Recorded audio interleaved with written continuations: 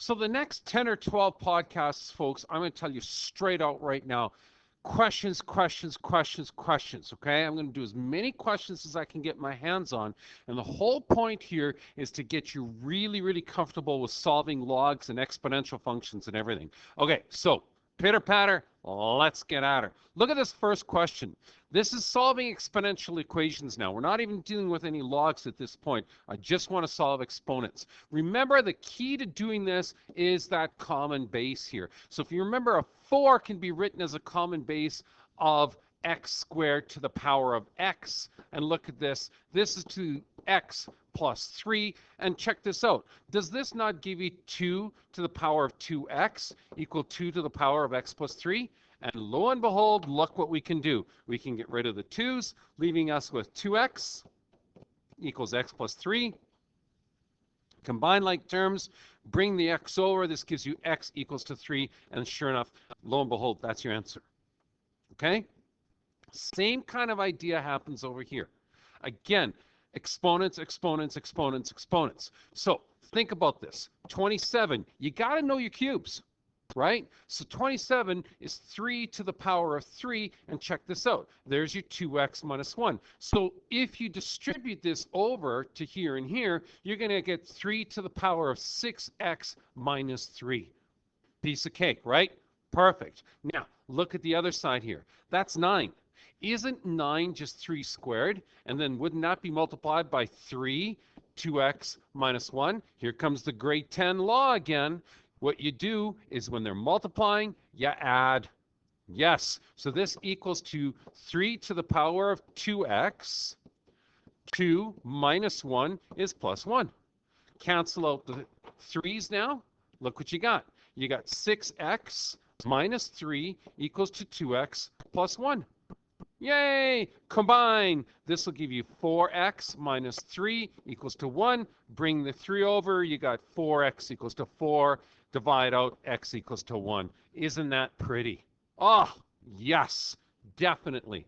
Now, what about exponential functions that don't have a common base now?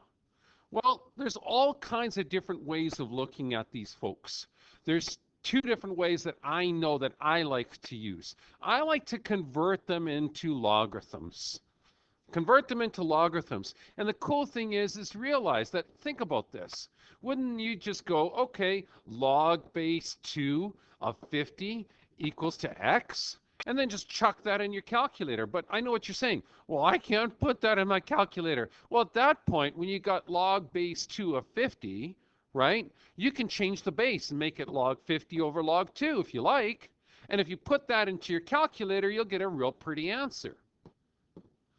But sometimes it's kind of cool. You just want to leave it in its logarithmic form because of the fact that that's going to give you this really, really, really ugly, ugly, ugly decimal. So here, I'll prove it to you. There we go. Log 50 bracket over log 2. And look at this. It's an ugly answer. So being that it's an ugly answer, and of course, with all of these crazy decimals, this is not an exact answer. Your exact answer, of course, would be log 50 over log 2. But is there another way of doing this? Well, actually, yes, there is. An even prettier way of doing this. Okay? Because think about all this. You gotta be able to convert that into logarithm form. Then you gotta use the change of base form and all that other nonsense that goes along with this. Look what I have written for you here. First thing it says is take the logarithm of whatever base you want. Most of the time, choose base 10. That's just the prettiest base to work with. Then go out and use a little bit of logarithms, laws of logarithms, and then solve. Okay, so basically, look what I've got. Look, real simple. If I log one side, base 10, remember, I got to log the other side because what you do one side, you have to do to the other. So I've got this wonderful log of 2 to the power of x. Now, look at this. Bring the x over. This gives you log, of course, of 50, which is still here. So now you've got sitting up front here, x times log of 2 equals to log of 50. Right? Real simple, right? Yeah, of course. Divide each side by log 2. Divide each side by log 2. Look what you got.